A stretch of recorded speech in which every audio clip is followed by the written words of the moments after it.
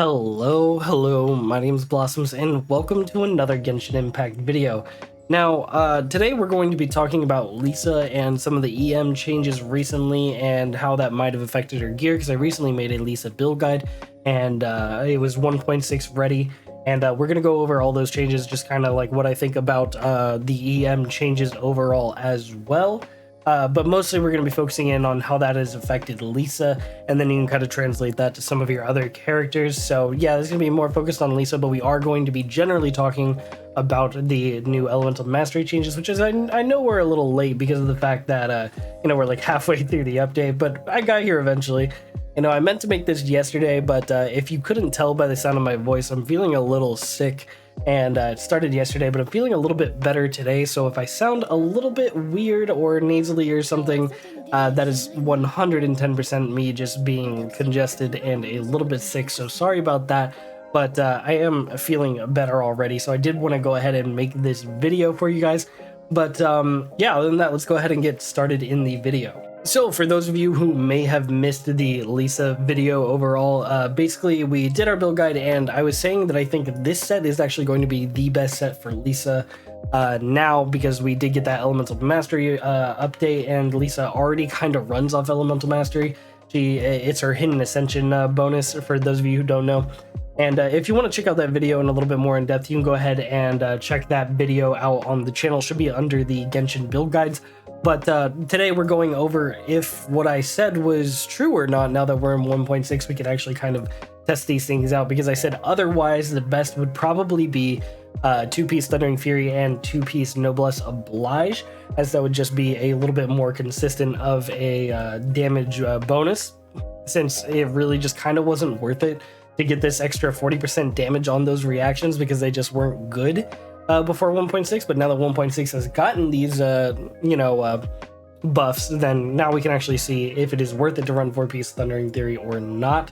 And then I never really mentioned the elemental skill cooldown being good or not. It does come up, and it's very easy to execute on her, considering her normal attacks can proc elemental reactions. But honestly, it's not the biggest deal in the world. It definitely helps out a bit, especially after you use her charge attack, but it's not really why you want to use this set. Definitely dealing more damage on those reactions is going to be the important part.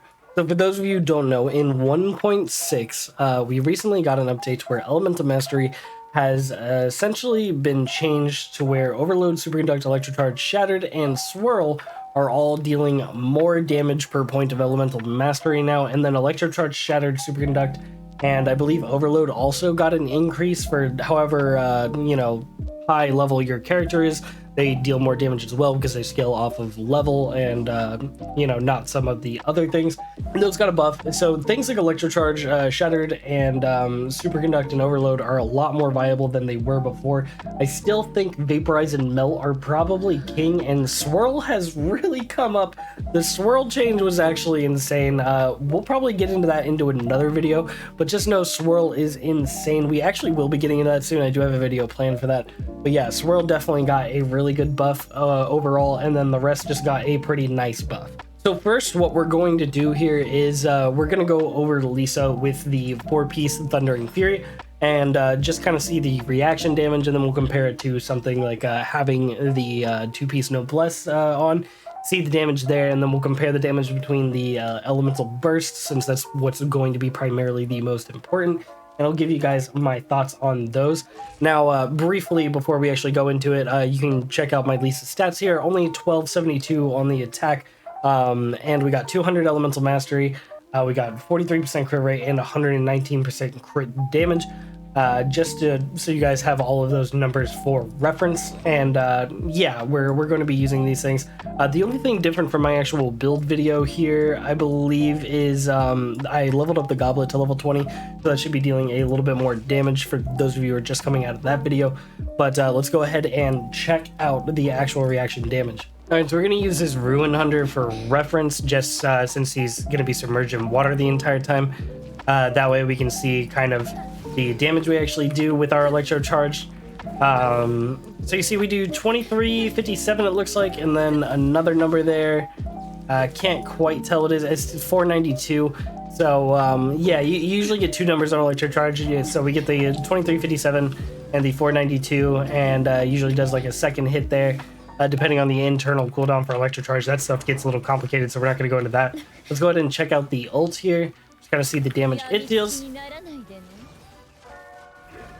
So that's dealing pretty good damage, about 1k on certain crits. I wish you'd come back over here instead of running away. Unbelievable. But we are still continually getting that Electro Charge damage, which is really big. So about 1083 was the damage number there for the actual elemental burst there. And then, of course, we're getting the 2300 on the Electro Charge procs, along with the 400 or so there.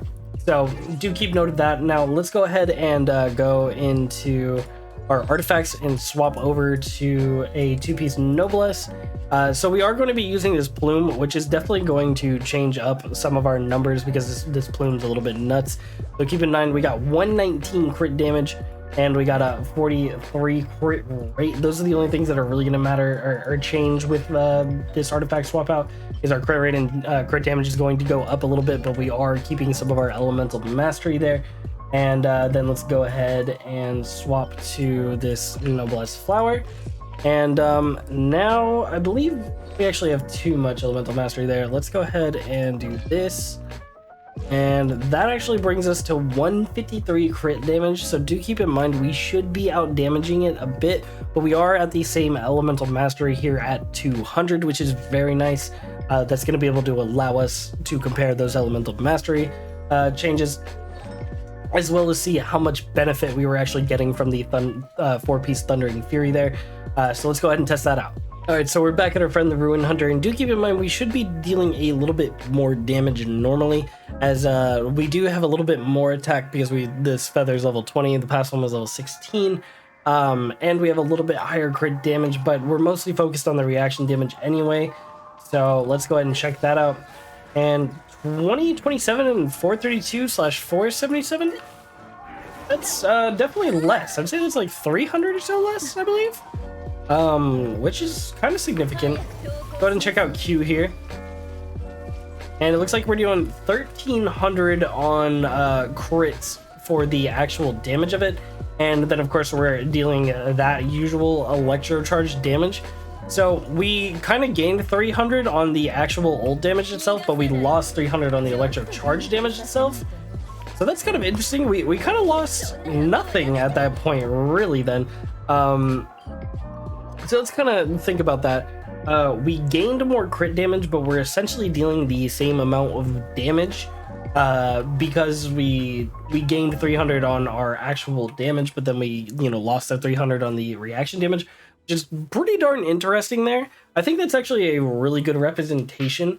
And I do want to say with the caveat, I think Thundering Fury is overall better in the most optimal situation like that, where you can continually get those reactions.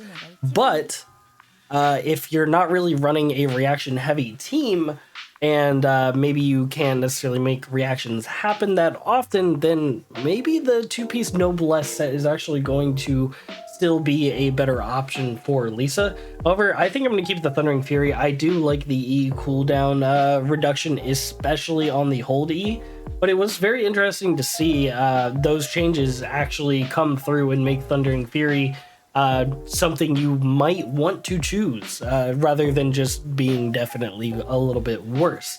So I found that a little bit interesting. I hopefully you guys did too. So yeah, overall, elemental mastery changes were pretty sweet, and Electro definitely doesn't suck nearly as much as it used to. I still think it needs a little bit of help, but definitely a lot nicer, especially since Electro Charge is one of my favorite reactions. I just kind of like the damage over time, and I was really getting to overload reactions with Yanfei. Yanfei and Lisa are one of my favorite pairings. We can go over that in another video. I believe I said I was going to make something on that, and then I got, stuck with moving and stuff, so I got a little out of hand with that, but I'll go over that another day. But I did want to talk about the elemental mastery changes, how they affected somebody like Lisa, since she does have that elemental mastery passive and seems to care about it so much. And since I made that build guide video on Thundering Fury, I think being better, and I think it still is, which is really cool. And it was nice to actually test that. Let me know what you guys thought. Of course, this wasn't the most thorough testing in the world. This wasn't the most mathy thing in the world because I'm not really a math guy. But I did find that kind of interesting, just showing that off, going over it a little bit with you guys. And I've been messing around with her much more in the patch, and I've got to say she definitely feels a lot better than she did in 1.5. And I was really liking her in 1.5, so let me know your thoughts about that. Let me know which set you would use on Lisa in the comment section below. I would like to see your guys' thoughts on that. But other than that, I think it's going to be it for the video. I hope you guys really enjoyed, and we'll continue to go over some of these different buffs a little bit more in depth as we make a couple more videos in the future. But I think that's it for me. I can feel my voice already getting tired. I'm going to get some bed rest, and I'll catch you guys in a video real soon. See ya.